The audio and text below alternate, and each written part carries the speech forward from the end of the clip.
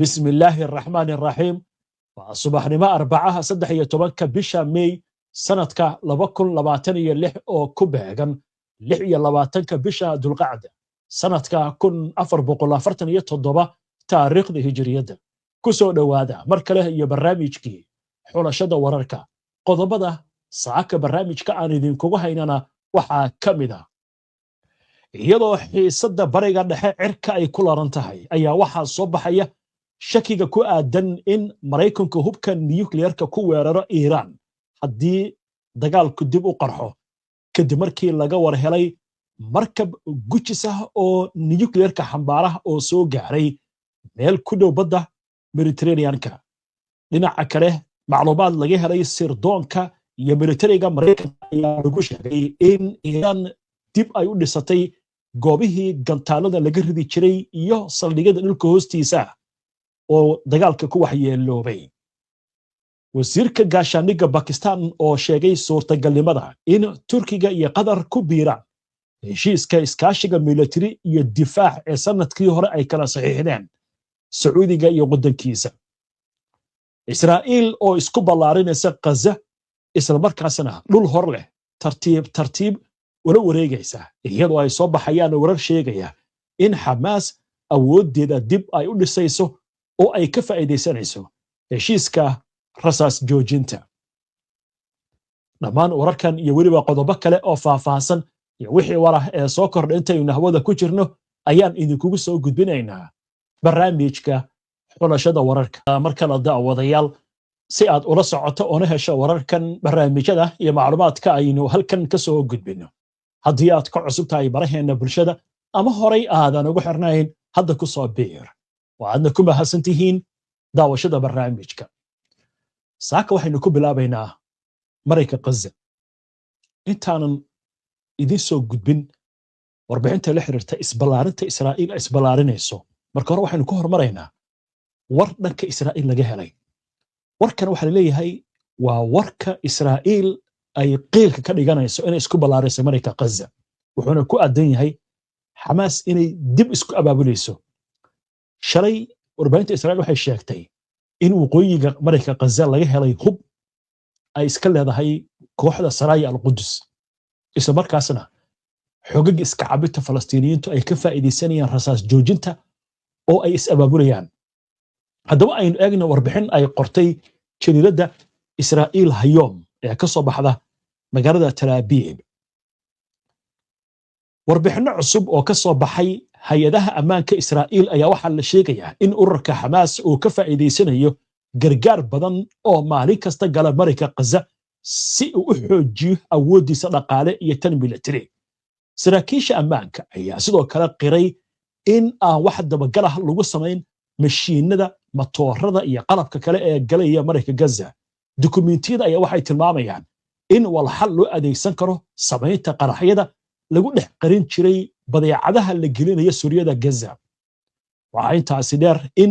diyaarado daroon ah oo ka yimaada Masar iyo Israa'iil lagu tuhunsan yahay inay hub iyo waxyaabo kale u gudbiyaan marayka Gaza ra'iisul wasaaraha Israa'iil Benjamin Netanyahu ayaa la sheegay in markii hore uu amray in la yareeyo tirada gawaarida gargaarka ee galaysa marayka Gaza oo heshiisku uu ahaa 600 oo gaari waxaana laga dhigay 200 laakiin go'aankaasi ayaa dib looga laabtay kadib markii Mareykanku cadaadis uu ku saaray Israa'iil inay ogolaato 600 oo gawaari ah in maalin kasta ay ka gudbaan marayka Gaza oo halkaasi ay galaan haddaba iyadoo 200 oo maalmood laga joogo heshiiska xabad joojinta Gazana u dhaqan galay waxaa soo baxay waxa loo yaqaan qadka oranjiga oo lagu bedelayo qadkii jaalaha ee lagu heshiiyey Oktoobar 2025 kaas oo kala qaybinayay goobaha ciidanka Israa'iil ku sugan yihiin iyo goobaha Falastiiniyiintu ay ku sugan yihiin diblomaasi reer galbeed ah ayaa sheegay in ciidamada Israa'iil ay qabsadeen dhul dheeraad ah oo Gaza ka tirsan kadib markii Hamas lagu eedeeyay inay fulin weyday ballanqaadkii hubka dhigista sida heshiiska ku qoran qadka jaalaha ama yellow line-ka wuxuu kala qaybinayaa meelaha ay maamulaan ciidamada Israa'iil iyo goobaha shacabka Falastiiniyiintu joogi karaan waxaanu ku fadhiyaa qiyaastii 53% Gaza ha yeeshee Hamas ayaa waxay sheegtay in Israa'iil ay xadkaasi u riixday dhanka galbeed iyadoo markaana kordhisay dhulka ay maamusho ayna gaarsiisay ilaa iyo 60% dhulka Gaza. Afhayeenka qaramada midoobay Stefina Dujarric ayaa sheegay in Israa'iil ay ballaarisay qabsashadeeda Gaza iyadoo samaysay aagga oranjiga ama qadka oranjiga, isla markaasna hay'adaha gargaarka ay ku amartay inay ogolaansho ka helaan Israa'iil marka ay ka gudbayaan aaggaasi. Isbedeladan ayaa sababay barakac ballaaran oo ku yimid qoysaskii Falastiiniyiinta, iyadoo sidoo kalena duqaymo iyo rasaas ay geysteen ciidamada Israa'iil kuwaasi oo la sheegay inay wadeen badan oo Falastiiniyiin ah. Waata arrinta marka waxa lagu macnaynayaa Israa'iil waxay ku andacoonaysaa, waxay leedahay heshiisku wuxuu ahaa Xamaas inay hub ka dhigto. haddii marka hubka ay dhigi weyday anaguna ballaarinayna. waxaa kaloo la leeyahay laakiin Xamaas baa hadda dib isku dhisaysa awooddeedii xagga ciidanka, saadka iyo sidoo kale dhufaysida iyo goobta hoostiisa. weliba dhanka Israa'iil waxaa laga hadlayaa dagaalka dib in loo bilaabo. xaaladda marka waxaa la leeyahay dhiilo colaadeed ayaa aloosan, wixii ku soo kordhay arrimahaana waynu arki doonaa. iminkana Islaamabad bishii Sebtembar sanadkii hore waxaa dalka Sacuudiga heshiis ku kala saxiixday dhaxal sugaha boqortooyada Sacuudiga Maxamed bin Salmaan iyo ra'iisul wasaaraha waddanka Pakistan Shahbaz Sharif. heshiiskaas waxa uu dhigayay in labada wadan kii la soo weeraro kan kale u soo gurmado. hadda waxaa la leeyahay heshiiskan ayaa waxa suurtagal ah inay ku biiraan wadamo kale. haddaba arrintan waxaa ka hadlay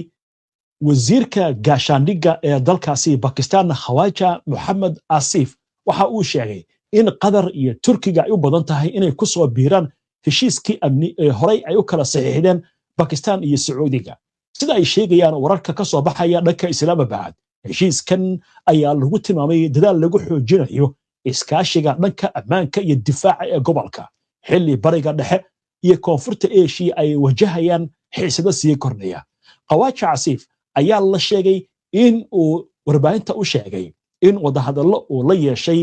dalal dhowr ah oo ay ka mid yihiin Turkiga iyo Qatar, kuwaasi oo ku tilmaamay wadamo muhiim u noqon kara isbahaysi cusub. si kastaba ha ahaatee weli ma jiro bayaan rasmi ah oo ka soo baxay Ankara ama Dooxa oo xaqiijinaya ku biirista heshiiskan. falanqeeyaasha dhanka siyaasadda ayaa sheegaya in haddii Turkiga iyo Qatar ay ku biiraan heshiiskan, taasi ay bedeli karto isu dheelitirka awoodda gobolka, isla markaasna ay sare u qaadi karto iskaashiga militari ee wadamada Islaamka qaarkood. ilaa iyo hadda faahfaahin dheeraad ah lagama bixin qaabka heshiiska, xilliga la saxiixi doono ama waajibaadka amni ee dalalka xubnaha ka noqonaya. Pakistan marka waxay raadinaysaa baa leeyahay inay ballaariso isbahaysigan. waxaana lagu tilmaamayaa isbahaysiga inuu yahay isbahaysi ay samaysanayaan wadamada Sunniyiinta, laakiin waxay ku xiran tahay haddii ay ku soo biiraan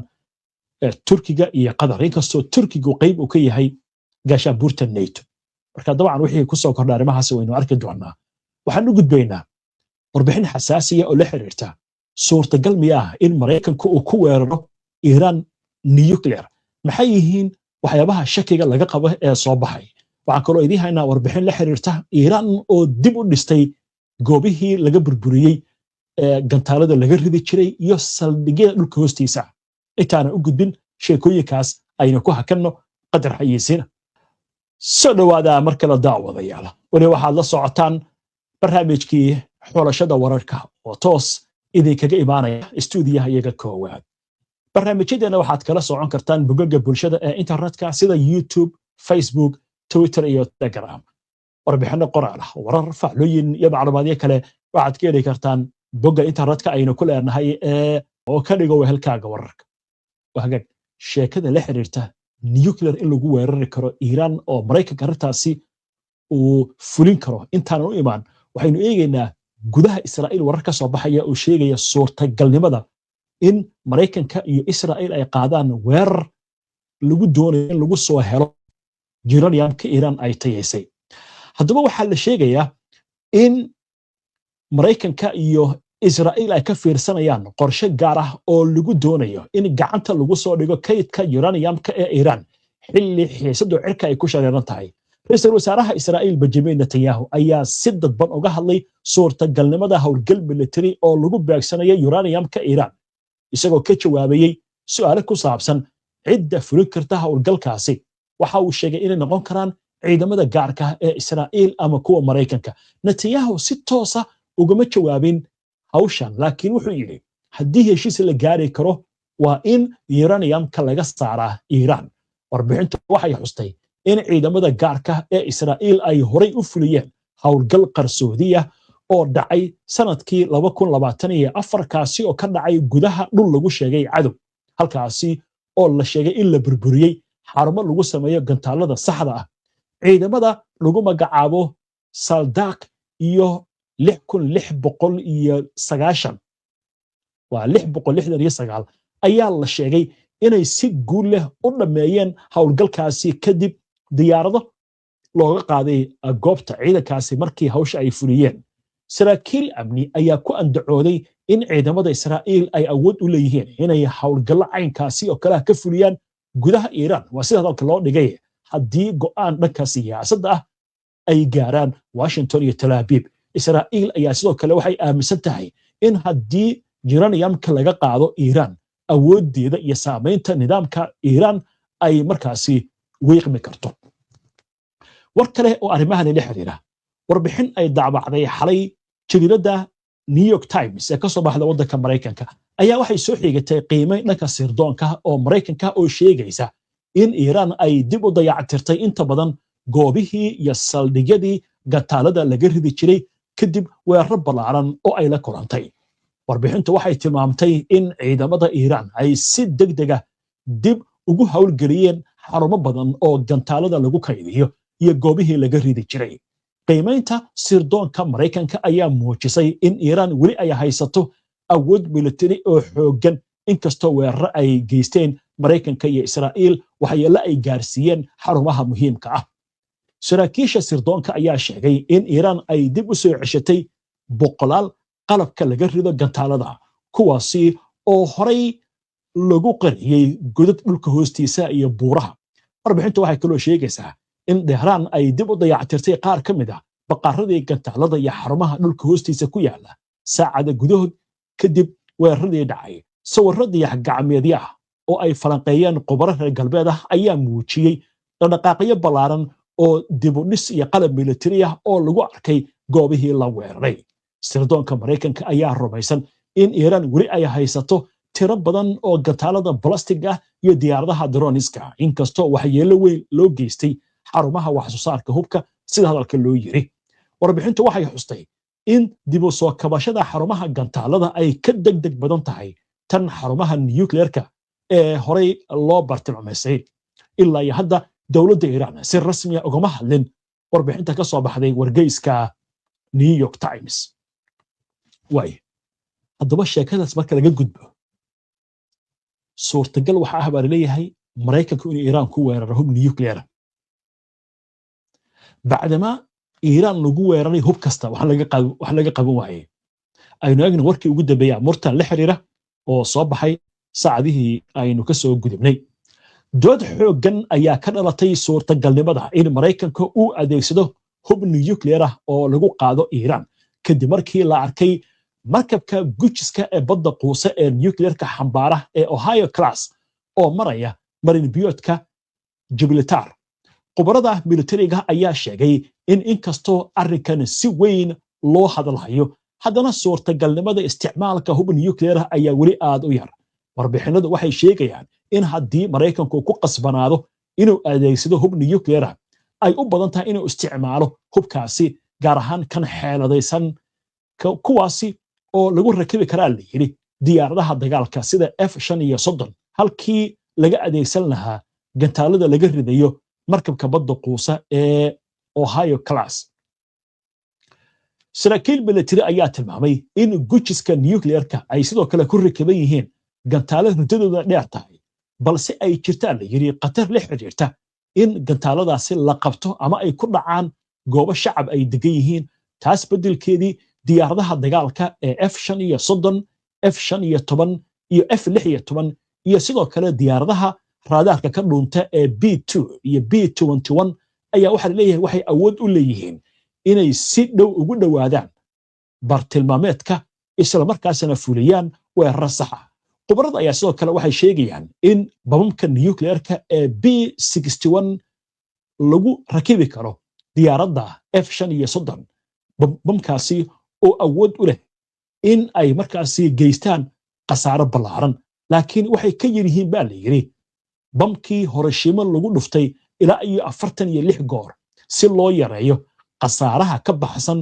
goobta la beegsanayo. dhinaca kale waaxda dagaalka ee Mareykanka ee Pentagonka ayaa waxa ay sheegtay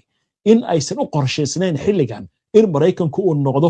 dalkii labaad ee taariikhda isticmaala hub nuclear kadib markii Mareykanku magaalooyinka Hiroshima iyo Nagasaki ee dalka Japan uu ku weeraray hubka waxgumaada dhamaadkii dagaalkii labaad ee adduunka. Warbixinta waxay xustay in hadal kasta oo ku saabsan weerar nuclear oo Iiraan ka dhana hadda weli uu yahay mala awaal military oo aan si rasmi ah go'aankaas loo qaadan. arrintu markaas maraysa suurtagal weeyaan leeyahay, laakiin wuxuu noqon karaa nuclearka farsamaysan bacdama Mareykanku horey ugu isticmaalay hubkaasi dagaalkii labaad ee adduunka. hadda waxa la leeyahay Mareykanku ma doonayo inuu noqdo wadankii mar isticmaala hub nuclear, laakiin Iiraan waxba lagama qaban karaa leeyahay. marka waxa dhici karta khasaaraha intuu ku bato Donald Trump caroodo oo yiraahdo hal rida nuclear, inkastoo la sheegay hadda ka hor dagaalku markuu socday inuu yiri furayaasha la siiyo sirta ah ee nuclearka, waxaana diiday baa leeyahay taliyaasha Mareykanka Dan Kane. xaaladda marka arkay ku shareeran tahay si aad ula socoto wararka ugu dambeeya amurahan oo xaqiiqa ku soo biir HBN haddii aadan hore igu xirnayn. haddii aad hore igu xiran tahana aad baad u mahadsan tahay. inta ayaan ku soo gabagabeynayaa barnaamijka, waana ku mahadsantihiin daawashada barnaamijka. si aad ula socoto wararkan, barnaamijyadan iyo macluumaadka aynu halkan ka soo gudbino, haddii aad ku cusub tahay baraheena bulshada ama horey aadan ugu xirnayn, ku soo biir. salaamullaahi calaykum waraxmatullaahi wabarakaatu.